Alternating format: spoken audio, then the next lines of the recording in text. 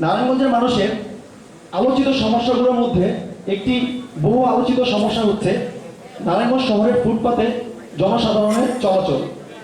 আর এই সমস্যা তৈরি হওয়ার মূল এবং প্রধান কারণ হচ্ছে সেখানে ব্যবসা পরিচালনা করা আমাদেরই হকার ভাইয়েরা, যার কারণে শুধু চলাচলই নয়, বেড়েছে চুরি, ছিনতাই এবং তীব্র যানজট। এখন পুরো নারায়ণগঞ্জবাসীর পক্ষ থেকে আপনার কাছে আমার এটাই চাওয়া যে, যেহেতু এই হকার ভাইদের সকলেরই পরিবার রয়েছে এবং এই কর্মের মাধ্যমে তাদের পরিবার চলছে, তাই জনসাধারণ এবং হকার ভাইদের কোনো ক্ষতি না করে নারায়ণগঞ্জের মধ্যেই তাদের কোনো নির্দিষ্ট স্থান করে দেওয়া সম্ভব কিনা। পূর্ণ একটা প্রশ্ন করার জন্য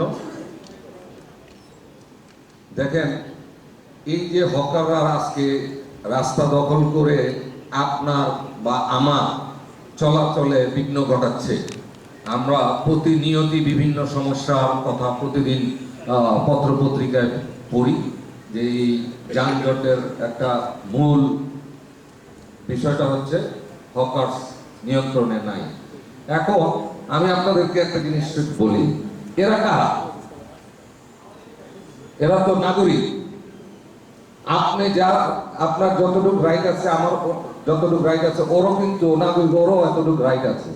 এরা আমাদেরই এই অঞ্চলে কিছু এই অঞ্চলের মানুষ, আবার এরা বিভিন্ন অঞ্চল থেকে এখানে বসবাসের জন্য আসে। এখন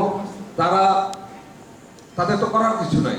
আপনি দেখেন, একটা ছেলে নওগাঁ থেকে যদি সে নারায়ণগঞ্জে আসে বা চট্টগ্রামে আসে বা ঢাকায় আসে, আমাদের অল্প কিছু শহর আছে বাংলাদেশে, যেই শহরগুলিতে আসলে এই সমস্ত লোকগুলি আসলে তারা বোঝে বা তারা গ্যারান্টি পায় এরকম যে এই শহরটায় গিয়ে যদি আমি একটা কিছু করতে পারি, সেটা লিগেলে প্রশ্ন না, মানে ওর তো পেটের, মানে ওর সংসার চালানোর সমস্যা।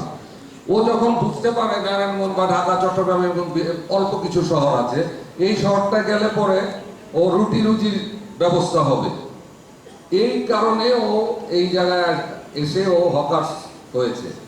এখন কিন্তু সমস্যা তো আমারও।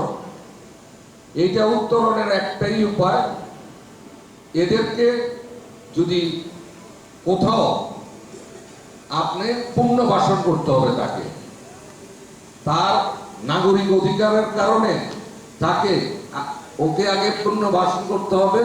তার এই হকার্স মার্কেট আপনি কোথায় নিয়ে যাবেন এবং ওই হকার্স মার্কেটে ওর সেল হবে কিনা। এখন ধরেন আপনি জায়গা দিলেন সোনারগাঁ মধ্যমপাড়া, আপনি ধরেন 1 কিলোমিটার, 2 কিলোমিটার, 5 কিলোমিটার এলাকা জুড়ে ওকে বসতে দিলেন, ওইখানে তো ওর ব্যবসা হবে না।